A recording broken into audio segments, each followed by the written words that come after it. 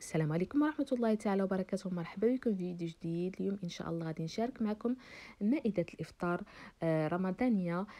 كيف ما شفتوا غادي نشارك معكم بعض الوصفات اللي هما جد سهلة وبسيطة.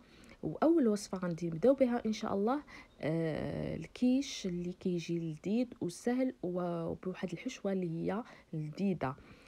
كيف ما كتشوفوا هنا كنبسبس الدقيق مع الزبده.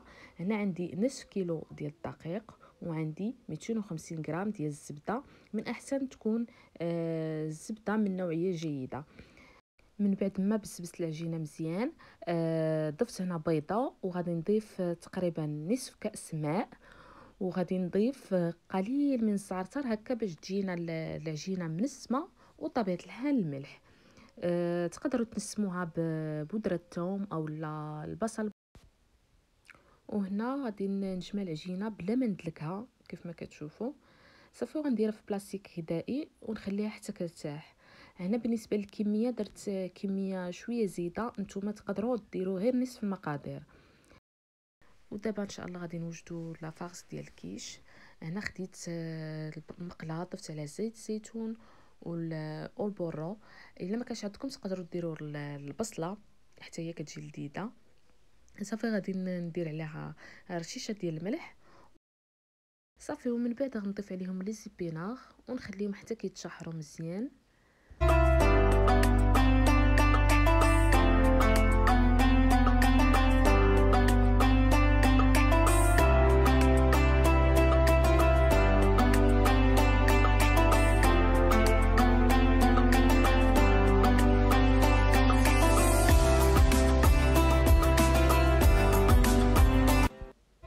صافي هنا كيف ما شفتوا غادي نخلي هاد لافاس حتى كتشحر مزيان وتنشف من الماء.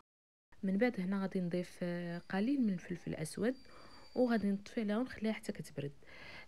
هنا دابا غتشوفوا معايا الكغطان ديال الدنجال اللي كتجي حتى هي لذيذه بزاف وسهله.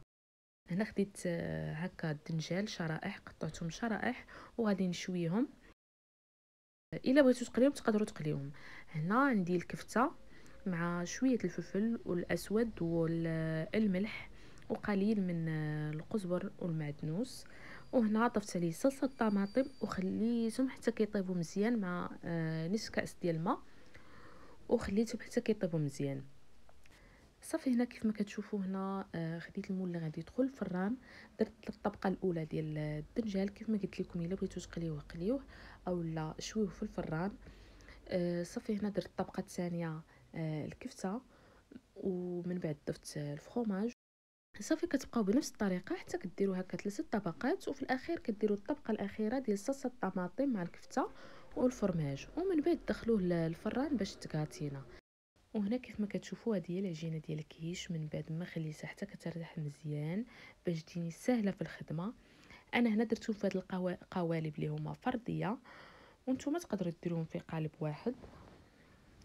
صافي دابا غادي نشكلهم هكا ومن بعد غادي ندخلهم الفران يطيبوا نصف الطيبه.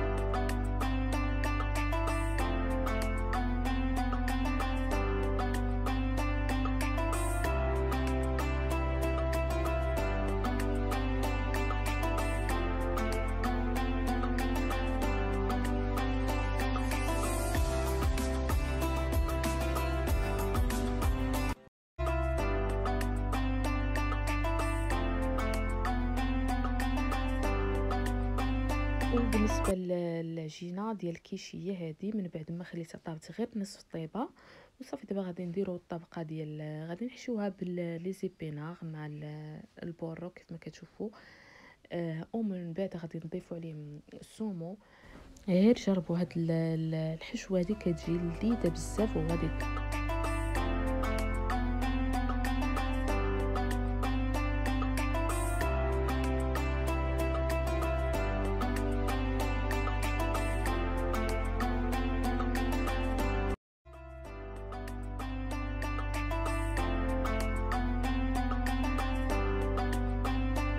وفي الاخير غادي نحضروا لاباغي اللي غادي نديروها في الكيش. هنا عندي كاس ديال الكريمه، عندي بيضه، عندي قليل من الفلفل الاسود وقليل من الملح، وعندي ملعقه كبيره ديال الجبن كيبقى اختياري، او لا تضيفوا الفرomاج، المهم كيبقى كيف ما قلت لكم اختياري. صافي غادي نضيفوهم على الحشوه، ومن بعد غادي ندخلوهم الفران.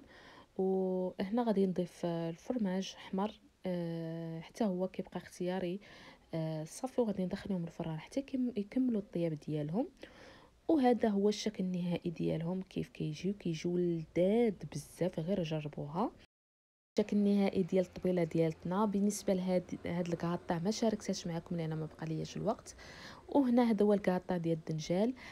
كيف ما كتشوفوا هذه هي الطبيله ديالتنا المتواضعه. بالنسبه للعصير هنا درت ديال الليمون والفريز والباربا. بالنسبه للباربا درتها خضره كتجي لذيذه بزاف، كيبقاو الفوائد ديالها.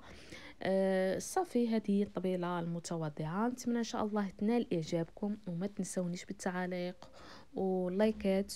واللي اول مره غير يشوف القناه ديالي يفعل الاشتراك ويعمل الجرس باش دائما يتوصل بالجديد. والى اللقاء، الفيديو جديد ان شاء الله، وافكار اخرى ان شاء الله.